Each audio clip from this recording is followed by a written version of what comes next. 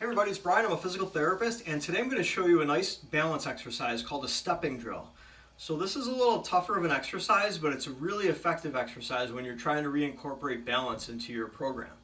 So for instance, I'm going to stand, feet apart to start, hands on my hips. And what I'm going to do is I'm going to start with my left leg. I'm standing on my left leg. My right leg is going to cross over my left like a diagonal to my left as I'm closing my hip. And then what I'm going to do from here is I'm going to turn my hip all the way out and I'm going to go follow this way. So I'm kind of going back at a diagonal. And I'm doing this diagonal plane. So I'm kind of pivoting over my left leg. I'm going to step here and then I'm going to open my hip and rotate back. Okay?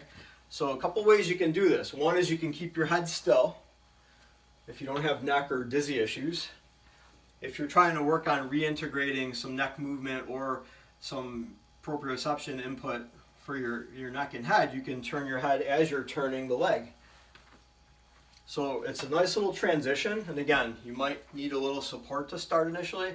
So that would be the left leg. You can do about 10 cycles. And then for the right leg, you would just switch. So I'm going to stand on my right leg, and my left leg is going to go across my body to the right, and then open up and diagonally back. Okay, so I can do this with my head still, without moving my head.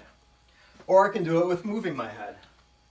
A little more vestibular input, a little more proprioception, but either one is a great exercise. And again, initially you want to have some support and make sure your balance is adequate. But you can do about 10 of those per side in a pain-free range.